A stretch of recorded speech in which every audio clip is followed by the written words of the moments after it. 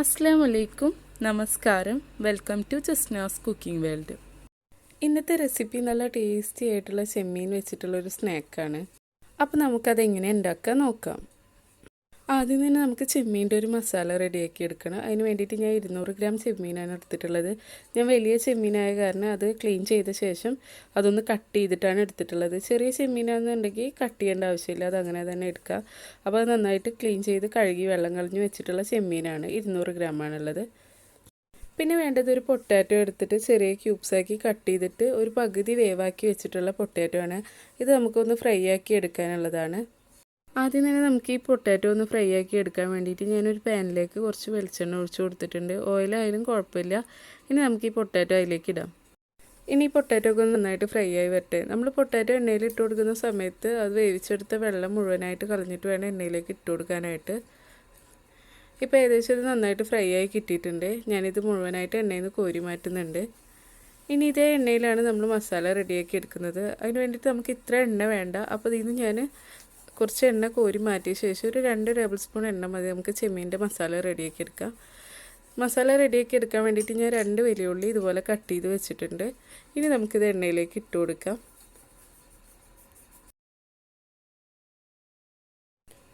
ഇനി നമുക്ക് ഉള്ളി നന്നായിട്ട് അങ്ങോട്ട് വഴറ്റി കൊടുക്കാം. ഉള്ളി വഴറ്റി കൊടുക്കുന്ന സമയത്ത് തന്നെ നമുക്ക് അതിലേക്ക് വേണ്ട ഇഞ്ചി, വെളുത്തുള്ളി, പച്ചമുളക് അതൊക്കെ ഒന്ന് ചതച്ചെടുക്കണം. അതിന് വേണ്ടിയിട്ട് ഞാൻ 2 പച്ചമുളക് ഇതുപോലെ കട്ട് ചെയ്ത് വെച്ചിട്ടുണ്ട്. ഇതുപോലത്തെ ഒരു കഷ്ണം ഇഞ്ചി എടുത്തിട്ട് തൊലി കളഞ്ഞിട്ട് ചെറിയ പീസാക്കിയിട്ട് കട്ട് ചെയ്ത് വെച്ചിട്ടുണ്ട്. അതുപോലെ ഒരു 6 അല്ലി വെളുത്തുള്ളി തൊലി കളഞ്ഞിട്ട് ഇതുപോലെ കട്ട് ചെയ്ത് വെച്ചിട്ടുണ്ട്. വലിയ വെളുത്തുള്ളി എടുത്തിട്ടുണ്ടായിരുന്നത്. ഇനി ഇത് ക്രഷ് ചെയ്തെടുക്കാം. ഇപ്പോൾ ഏകദേശം ഇത് നന്നായിട്ട് ക്രഷ് ആക്കിയിട്ട് എടുത്തിട്ടുണ്ട്. ഇനി നമുക്കിത് ഈ ഉള്ളിയിലേക്ക് ഇട്ട് കൊടുക്കുക. ഉള്ളി നന്നായിട്ട് വഴറ്റി വന്നിട്ടുണ്ട്. ഞാനിപ്പോൾ ഇതിലേക്ക് ഇട്ട് കൊടുത്തിട്ടുണ്ട്. ഇനി ഇത് നന്നായിട്ട് വഴറ്റിയെടുക്കാം. ഇഞ്ചി വെളുത്തുള്ളി വഴറ്റുന്ന സമയത്ത് തന്നെ അതിലേക്ക് കുറച്ച് കറിവേപ്പില ഇട്ട് കൊടുക്കുന്നുണ്ട്.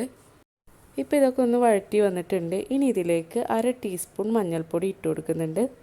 അതുപോലെ 1 ടേബിൾ സ്പൂൺ മുളക് പൊടി ഇട്ട് കൊടുക്കുന്നുണ്ട്. ഇനി ഗ്യാസ് ലോ ഫ്ലെയിമിൽ വെച്ചിട്ട് ഈ പൊടികളൊക്കെ ഒന്ന് വഴറ്റിയെടുക്കാം.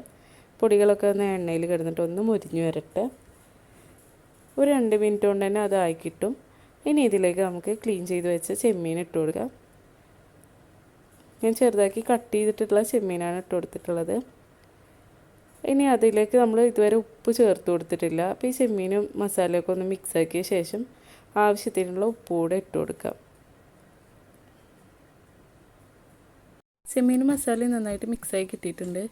ഇനി ഇതിലേക്ക് ഒരു മീഡിയം സൈസ് തക്കാളി ചെറുതാക്കി കട്ട് ചെയ്തിട്ട് അതുകൂടെ ചേർത്ത് കൊടുക്കുന്നുണ്ട്. വലിയ തക്കാളി ആണെങ്കിൽ ഒരു പകുതി ചേർത്ത് കൊടുത്താൽ മതി.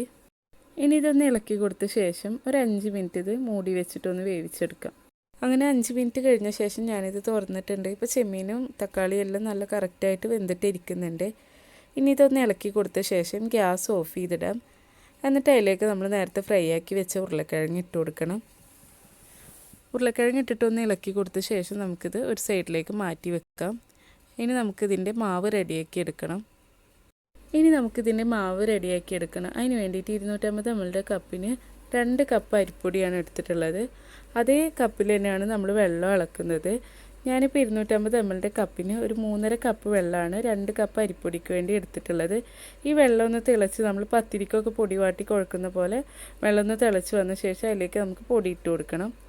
ഞാനിപ്പോൾ എടുത്തിട്ടുള്ള പൊടി വറുത്ത അരിപ്പൊടിയാണ്. അതുകൊണ്ടാണ് ഞാൻ 3.5 കപ്പ് വെള്ളം ഒഴിച്ചു കൊടുക്കുന്നത്. ഇനി വറുക്കാത്ത അരിപ്പൊടിയാണെന്നുണ്ടെങ്കിൽ ഒരു 3 കപ്പ് വെള്ളം മതിയാവും.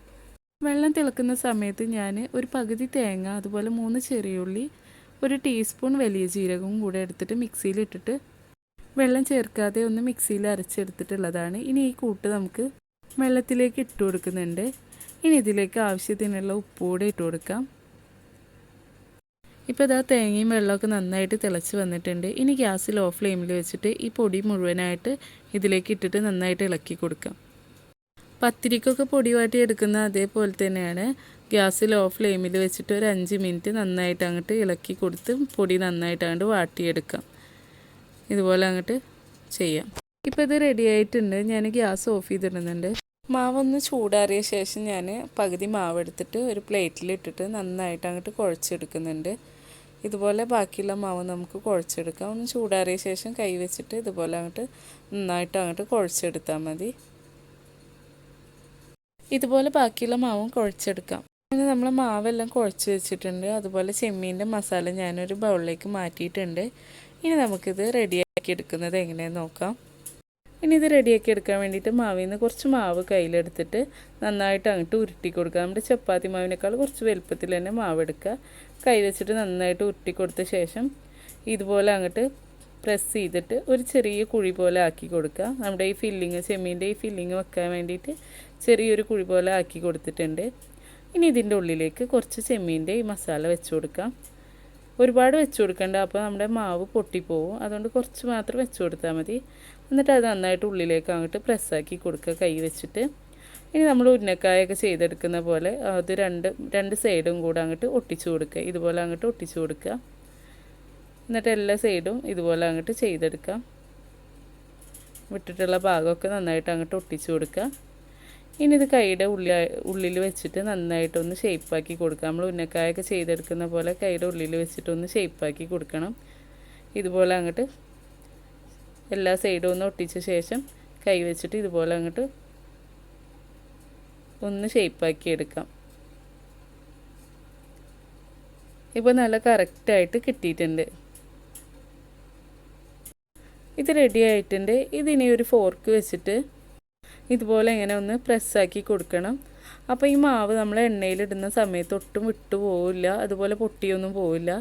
അപ്പോൾ എല്ലാം നമ്മൾ ഉണ്ടാക്കിയെടുക്കുന്നതെല്ലാം ഇതുപോലെ ആക്കിയ ശേഷം ഇതുപോലെ ഫോർക്ക് വെച്ചിട്ട് നന്നായിട്ട് അങ്ങോട്ട് പ്രസ്സാക്കി കൊടുക്കണം. അപ്പോൾ നല്ല കറക്റ്റായിട്ട് ഇരിക്കുകയും ചെയ്യും. എണ്ണയിലിട്ടാൽ ഒട്ടും പൊട്ടി പോവില്ല അത്. അപ്പോൾ ഇതുപോലെ ബാക്കിയുള്ളതെല്ലാം നമുക്ക് ചെയ്തെടുക്കാം. അങ്ങനെ ബാക്കിയുള്ളത് കൂടെ റെഡിയാക്കി എടുത്തിട്ടുണ്ട്. ഇനി ഇത് നമുക്കൊരു മസാല പുരട്ടിയിട്ട് വേണം ഇതൊന്ന് ഫ്രൈ ആക്കി എടുക്കാൻ. അല്ലാതെ ഇങ്ങനെ തന്നെ ഫ്രൈ ചെയ്തെടുക്കാം കേട്ടോ, കുഴപ്പമില്ല. അപ്പോൾ ഞാൻ രണ്ട് രീതിയിലും ഫ്രൈ ആക്കി കാണിക്കുന്നുണ്ട്. കുട്ടികൾക്കൊക്കെ കൊടുക്കുകയെന്നുണ്ടെങ്കിൽ മസാല ഒന്നും പുരട്ടാതെ ഇതുപോലെ അങ്ങോട്ട് ഫ്രൈ ചെയ്തെടുത്താൽ മതി. അതിന് വേണ്ടിയിട്ട് ഞാൻ ഒരു ചട്ടി ചൂടാക്കിയിട്ട് അതിലേക്ക് കുറച്ച് ഓയിൽ ഒഴിച്ചു കൊടുത്തിട്ടുണ്ട്. ഓയിൽ ചൂടായി വരുമ്പോൾ നമുക്കിത് ഇട്ട് കൊടുക്കാം. ഒരു 2-3 എണ്ണമൊക്കെ ഇട്ടിട്ട് അങ്ങോട്ട് ഫ്രൈ ആക്കി എടുക്കാം. ഞാനിപ്പോൾ ഒരു 3 എണ്ണം ഇട്ട് കൊടുക്കുന്നുണ്ട്.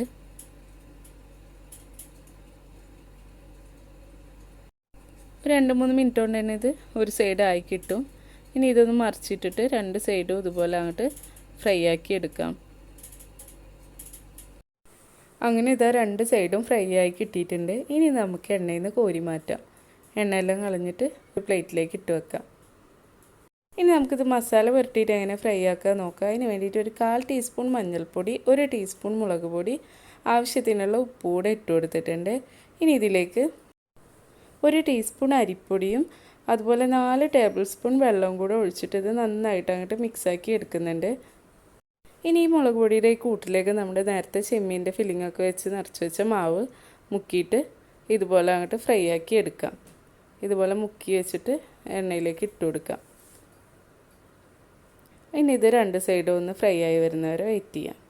ഒരു സൈഡ് 2-3 മിനിറ്റ് കൊണ്ട് തന്നെ ആയി കിട്ടും. അപ്പോൾ ഒന്ന് മറിച്ചിട്ട് കൊടുത്തിട്ട് 2 സൈഡും അങ്ങോട്ട് ഫ്രൈ ആക്കി എടുക്കാം. അങ്ങനെ ഇത് 2 സൈഡും ഫ്രൈ ആയി കിട്ടിയിട്ടുണ്ട്. ഇനി നമുക്കിത് എണ്ണയിൽ നിന്ന് കോരി മാറ്റിയ ശേഷം ബാക്കിയുള്ളത് കൂടെ ഇതുപോലെ അങ്ങോട്ട് ഫ്രൈ ആക്കി എടുക്കാം. അങ്ങനെ നമ്മളെല്ലാം ഫ്രൈ ആക്കി എടുത്തിട്ടുണ്ട്. അങ്ങനെ ടേസ്റ്റി ആയിട്ടുള്ള ചെമ്മീൻ്റെ സ്നാക്ക് റെഡി ആയിട്ടുണ്ട്. അപ്പോൾ എല്ലാവരും ഒന്ന് ട്രൈ ചെയ്ത് നോക്കുക. അതുപോലെ വീഡിയോ ഇഷ്ടമാണെങ്കിൽ ലൈക്ക് ചെയ്യുക, ഷെയർ ചെയ്യുക, സബ്സ്ക്രൈബ് ചെയ്യാത്തവരാണെങ്കിൽ സബ്സ്ക്രൈബും കൂടെ ചെയ്യുക.